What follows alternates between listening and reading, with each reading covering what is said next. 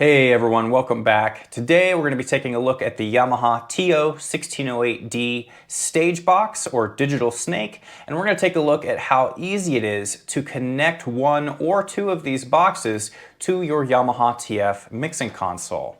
Now, before we really get started with how to set them up, I do want to make a big note that the TIO1608-D, the one that I have on screen now, has been discontinued, and if you already have one of these or two of these boxes at your school, or maybe you just started at a school that has some of these, know that we are going to be demonstrating the setup today on a pair of this original version.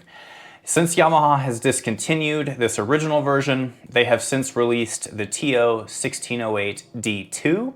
The big difference is that this new version expands the compatibility to include several of Yamaha's larger commercial grade mixers in addition to the TF mixers.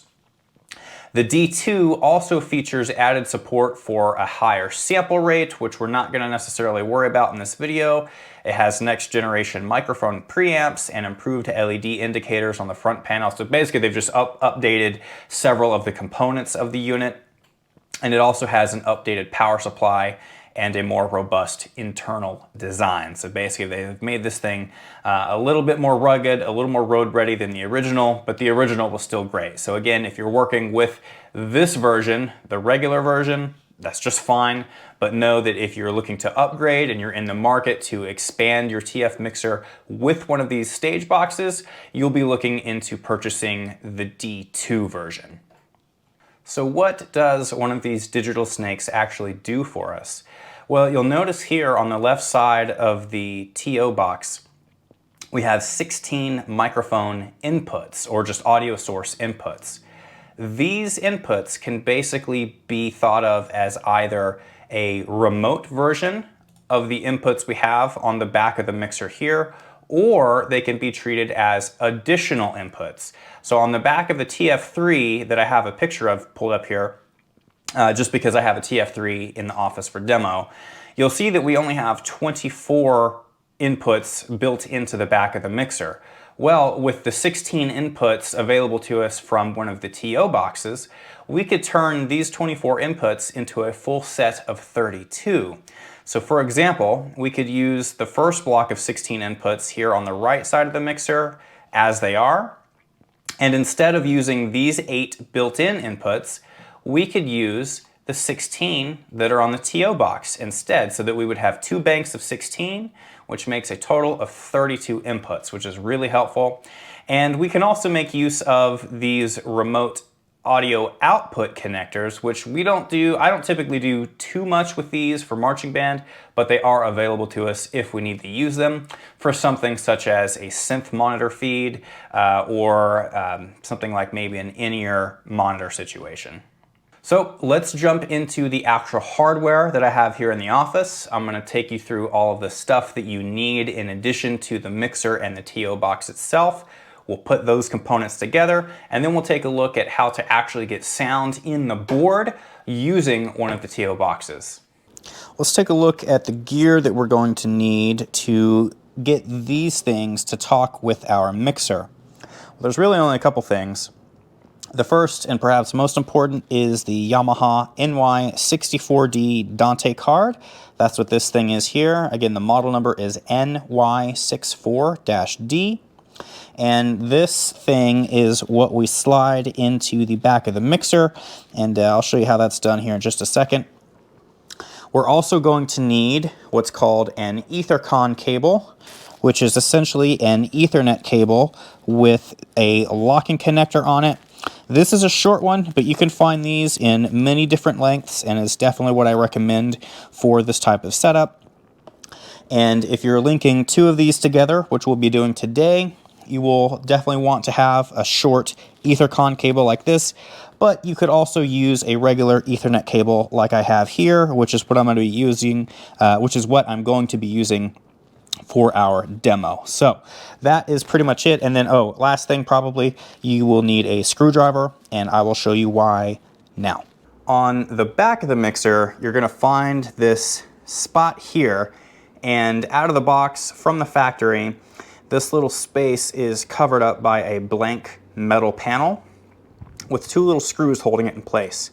So what we need to do to get our expansion card installed is take our screwdriver and unscrew the two little screws and take the blank metal panel off. And then very carefully, we're going to line up the, what is this called? The PCB board, I think, the green part of this. And we're going to line it up with the little guidelines that are on the inside of this thing. And when you take a close look in person, you'll definitely see what I'm talking about. So we're going to very gently line these up and push this in like so. And then we don't want to leave any gaps, so we want to make sure that this goes all the way in and it's going to kind of click into place at the very end. So I'm just going to, with a little bit of firm pressure, push that in place, and there we go. It clicks in, and now I'm going to grab the screws and make sure this thing is totally installed. And this is all of the hardware setup we have to do on the mixer itself.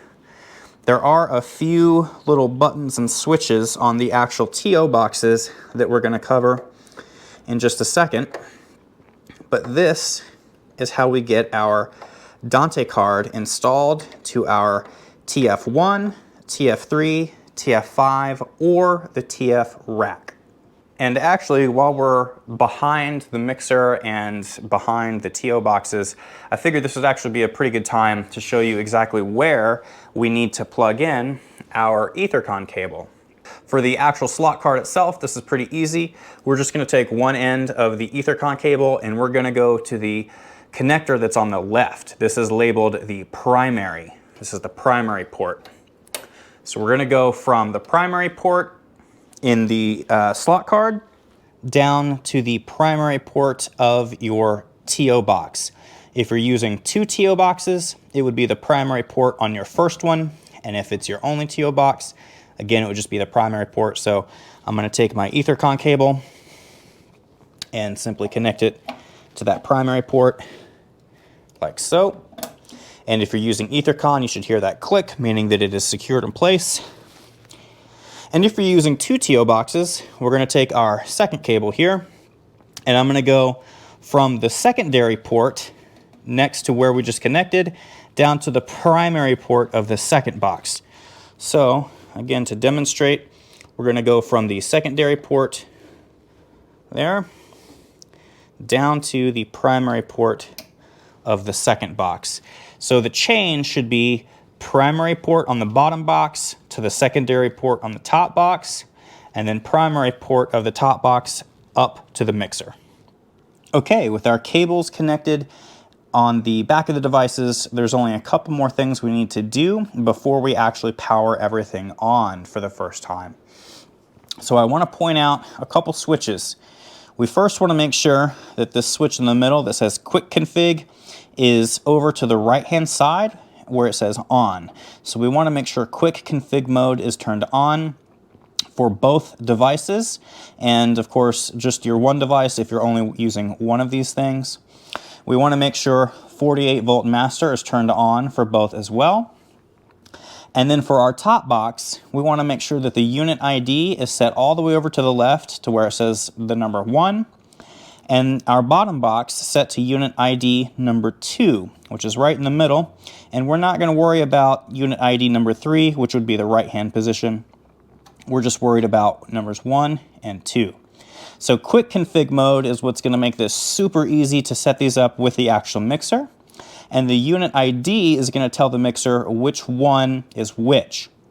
And that equates to making sure that, especially in the case if we're using both of these boxes together, unit ID 1 position is going to allocate these 16 inputs to channels 1 through 16 in the mixer, and unit ID position number 2 is going to allocate this second set of 16 to channels 17 through 32. So even though this one on the bottom says number 1 on the first connector, it's actually going to be linked up to channel number 17 in the mixer all the way down to channel 32. So that's how that works, and that's why these unit ID switches are really important.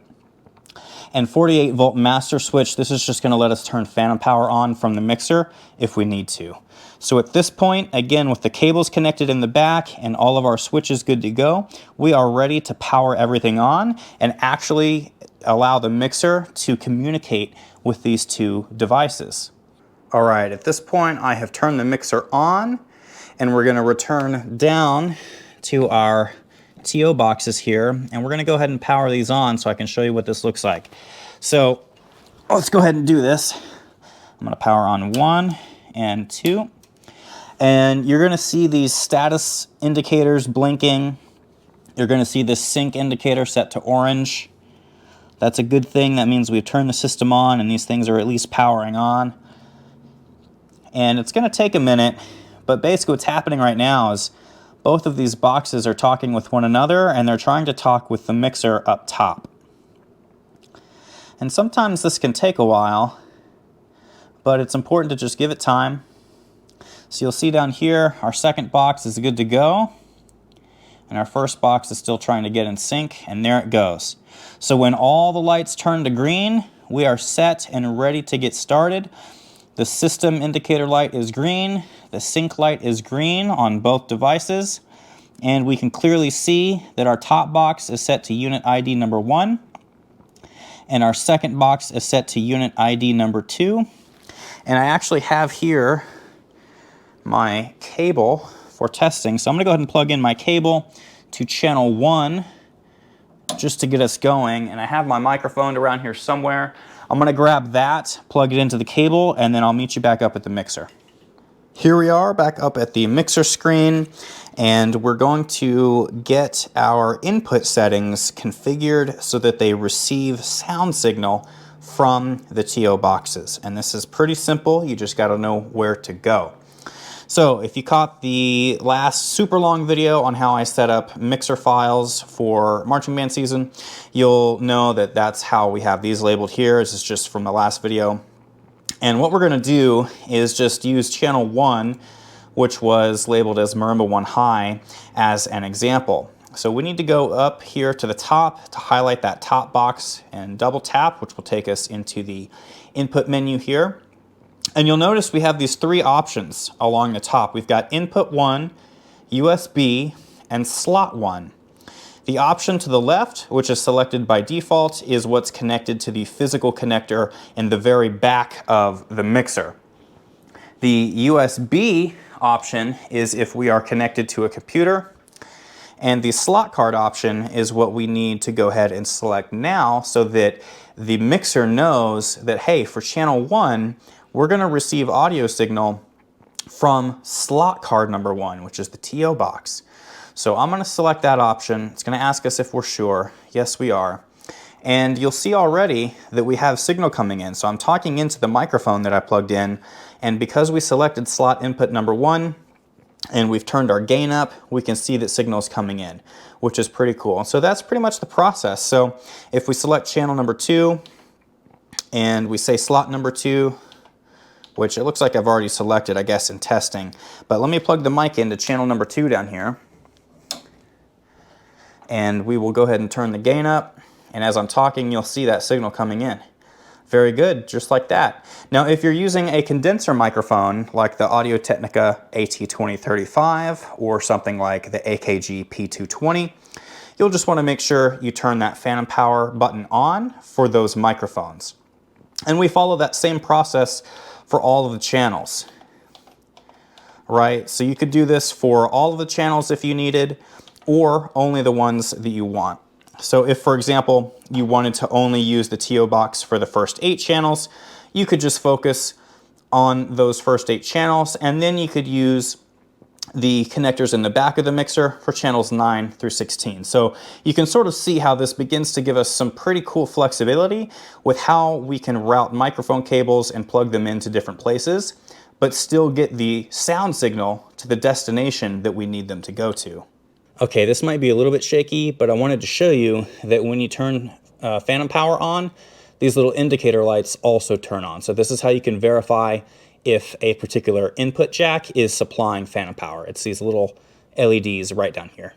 All right, at this point I have plugged the microphone into input number 1 of the second TIO box, which, if you'll remember, we assigned to unit ID number 2. Now what that means is that we can select channel 17 here on the board and go into the input menu just like we did before, and we're going to hit slot number 17. So remember, by assigning the second unit to ID number 2, we've essentially told the system, hey, that first input that's labeled number 1 on the second box, that's going to be assigned to slot number 17, channel 17.